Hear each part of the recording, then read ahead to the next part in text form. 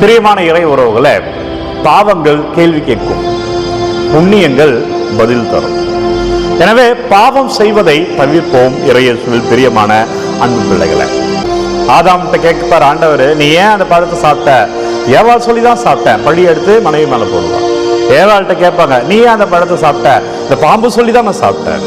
பிரியமான இறை உறவுகளை, எந்த காம்ப்ரமைஸும் செய்து கொள்ளாமல் வாழ்க்கையில அதனாலதான் என்று எந்த சாக்கு போக்கும் சொல்லாமல் உண்மையாக கடவுளுக்கு சாட்சியமா வாழணும். நம்ம வாழ்வினுடைய சிறந்த மேற்கோள் யார் என்றால் ஆண்டவர் தான். விவிலிய வார்த்தை தருகிறேன் பாருங்க. யோவான் நற்செய்தி 19வது அதிகாரம் 5வது வார்த்தை. பைபிள் தான் எடுங்க. யோவான் நற்செய்தி 19வது அதிகாரம் 5வது வார்த்தை. இயேசு முள்முடியும் செந்நிற மேலாடையும் அணிந்தவராய் வெளியே வந்தார். பிலாத்து அவரிடம், இதோ மனிதன் என்றார். பிலாத்து மக்களிடம் இதோ மனிதன். நண்பர்களே, நம்முடைய வாழ்க்கைக்கு சாட்சியம் யார் என்றால் ஆண்டவர் தான். நம்ம வாழ்க்கைக்கு மேற்கோள் யார் என்றால் ஆண்டவர் தான். மனிதர்களை பார்க்காதீர்கள், நான் அவங்கள போல இருக்கிறேன், இவங்களை போல இருக்கிறேன். ஏனென்றால் ஏதாவது ஒரு இடங்களில் அவர்கள் போல் என்று தெரிந்து கொள்வா, அப்ப உடஞ்சு போயிடுவேன். நிறைய பேர் சொல்லுவாங்க பாருங்க, நான் அவர் ரொம்ப நம்பினேன், ஆனா அவர் இப்ப இப்படி செய்வார் எதிர்பார்க்கல. நீ ரொம்ப ஆண்டவர் தான் நம்பி இருக்கணும். அவர் சும்மா வாழ்க்கைக்கு ஒரு இன்ஸ்பிரேஷனா தான் வச்சிருக்கணும். உன் மேற்கோள் ஆண்டவராக இருந்திருக்கணும். ஏனென்றால் முழுமையாய் வாழ்க்கையை வாழ்ந்தவர் ஆண்டவர் தான். அவர் நம்ம போலவே வாழ்ந்தார். எபிரேய புத்தகம் 4வது அதிகாரம் 15வது வார்த்தை, எல்லா வகையிலும் நம்மை போலவே சோதிக்கப்பட்டவர், எனினும் பாவம் செய்யாதவர்.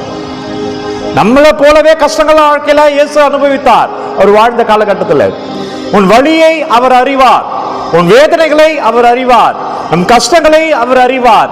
எனவே சாக்கு போக்கு சொல்ல வேண்டாம், காம்ப்ரமைஸ் பண்ணிக்காதீங்க, தவறுகளுக்கு காம்ப்ரமைஸ் பண்ணிக்காதீங்க. கொஞ்சம் லஞ்ச பணம் வாங்கு, பரவாயில்ல, இதான் சகஜம்தான் அப்படின்னு தான் உலகம் சொல்லும். அதனால ஆண்டவர் பிறர் கொடுன்னு சொல்லியிருக்கிறார். நான் உனக்கு அதிகமாய் கொடுப்பேன், நீ எந்த அளவையா பிறருக்கு அளக்கிறாயோ அதே அளவையா நான் உனக்கு அளப்பேன் என்று சொல்லியிருக்கிறார். உன்னை வலக்கண்ணத்தில் அறைந்தால் உன் இடக்கண்ணத்தையும் காட்டு என்று சொல்லியிருக்கிறார். இல்ல இதெல்லாம் சகஜம்தான், நீ பொய் சொல்லு அப்படின்னு தான் சொல்லும் இந்த உலகம். நீ கொஞ்சம் விட்டு கொடுத்துரு அப்படின்னு சொல்லும் அந்த உலகம்.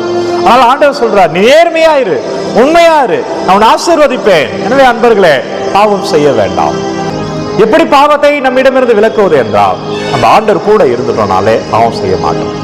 அதுக்கு சிறந்த உதாரணம் பேதுருடைய வாழ்க்கையில் தருகிற. பேதுரு இயேசுவை சந்திக்கும் போது என்ன பண்ணாரு?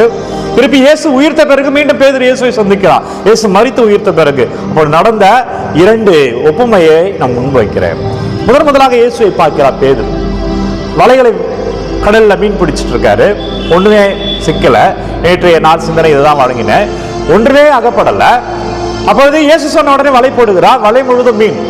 அப்ப பேதுரு கண்டுபிடிச்சார், இவர் சாதாரண மனிதர் அல்ல, இவர் கடவுள், இவர் வேற ஒருத்தர், இவர் ஆசீர்வாதம் நிறைந்தவர். அவர் காலில் வந்து விழுந்து என்னை விட்டு போயிடு, நான் பாவின்னு சொன்னார் பேதுரு. இயேசு தெரிஞ்சுக்கிட்டாரு, ஆனா இயேசுவோட பழகல.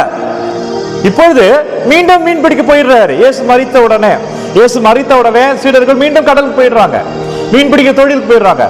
உயிர்த்த இயேசு அவர்களை தேடி வருகிறார். இப்பொழுது இயேசுவிடம் அதிகமாக பழகிய பேதுரு மீன் பிடிச்சிட்டு வராங்க. இயேசு அங்க நிக்கிறாரு. உயிர்த்த இயேசு, மரித்து உயிர்த்த இயேசு அங்க நிக்கிறார். இப்பொழுது இயேசுவிடம் ஓடி வந்து அவரை கட்டி அணைக்கிறார் பேதுரு.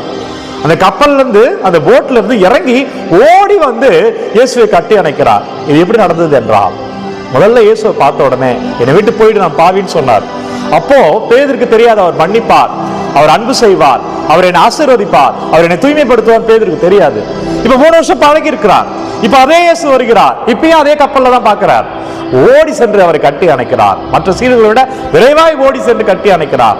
காரணம், இவர் மன்னிப்பார், இவரை தூய்மையா வாழ வைப்பார், இவரை ஆசீர்வதிப்பார். நண்பர்களே, இவர் உங்களை மன்னிப்பார். ஆண்டவர் உங்க குடும்பத்தை ஆசீர்வதிப்பார். ஆண்டவர் நம்மை தூய்மையில அபிஷேகமா வாழ வைப்பார். பாவம் செய்வதை தவிர்க்க முடியலையா? பலவீனத்துல விழுகிறீர்களா?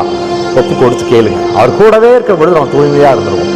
அவர் கூடவே இருக்கிற பொழுது நம்ம பரிசுத்தமா இருந்துருவோம். அப்பா, என் பாவத்தை மன்னிங்க ஆண்டவரே, உங்களுடைய கிருபையை எனக்கு தாங்க ஆண்டவரே. ஒப்பு கொடுத்து கேளுங்க. அப்போ உங்க வாழ்க்கையில் இருக்கிற கவலைகள், உங்க வாழ்க்கையில் இருக்கிற கஷ்டங்கள், உங்க வாழ்க்கையோட வழிகள் எல்லாம் மாறும். க்ஷமிப்போம். அப்பா நன்றி. ஓ வல்லவரே, நல்லவரே நன்றி. பாவம் செய்யாதே என்ற வார்த்தைக்கு நன்றி அப்பா. நான் உன்னோடு இருந்து உன்னை ஆசீர்வதிப்பேன் என்று சிந்தனை தருகிற நன்றி. நான் நோடு இருக்கும்போது நீ பாவத்தில் விடமாட்டாய், பாவத்திற்கான சக்திகளை உன்னிடமிருந்து அகற்றுகிறேன் என்று சொல்லுகிற நன்றி ஆண்டவரே. ஒவ்வொரு பிள்ளைகளையும் ஒப்புக் கொடுக்கிறேன். பிள்ளைகள் என்னவெல்லாம் வேதனைகளோடு என்னவெல்லாம் பாவங்களை அறிக்கையிடுகிறார்கள், எங்கள் பாவங்கள் எல்லாம் மன்னிங்க ஆண்டவரே. நாங்கள் செய்த பிழைகள் எல்லாம் மன்னிங்க ஆண்டவரே. முன்பு நிற்கும்படியான தூயவர்களா எங்களை மாற்றுங்க அப்பா. அப்பா உங்க இரக்கத்தினால் எங்களை தொடுங்க ஆண்டவரே. பிள்ளைகளை ஒவ்வொரு தேவைகள் என்னெல்லாம் கமெண்ட்ல அனுப்புகிறாங்களோ, என்ன விண்ணப்பங்களை கேட்கிறாங்களோ உங்க பாதத்தில் வைக்கிறேன் ஆண்டவரே. நீங்க தொடுங்க, நீங்க வழி நடத்துங்க ஆண்டவரே. இயேசு கிறிஸ்துவின் பெயர்ல நீங்க என்னவெல்லாம் விண்ணப்பங்களை யூடியூப் மூலமா அனுப்புறீங்களோ வலிமையான இருக்கிறவர்கள் சொல்ற ஆண்டவர் ஒவ்வொன்றையும் ஆசீர்வதிக்கிறார். நீங்கள் ஆண்டவர் பெயரில் மகிழ்ச்சியாய் இருப்பீர்கள். எனவே நண்பர்களே, பாவங்கள் கேள்வி கேட்கும், புண்ணியங்கள் தான் பதில் சொல்லும். ஆண்டவர் கூட இருப்பதே புண்ணியம். அது நம்ம வாழ்க்கைக்கான பதிலாய் மாறும். நல்லது செய்வோம், தூய்மையாய் வாழ முற்படுவோம். எனவே உங்க தேவைகள் எல்லாம் கமெண்ட்ல அனுப்புங்க. உங்களுக்காக நான் தினந்தோறும் ஜெபித்துக் கொண்டிருக்கிறேன். God bless you.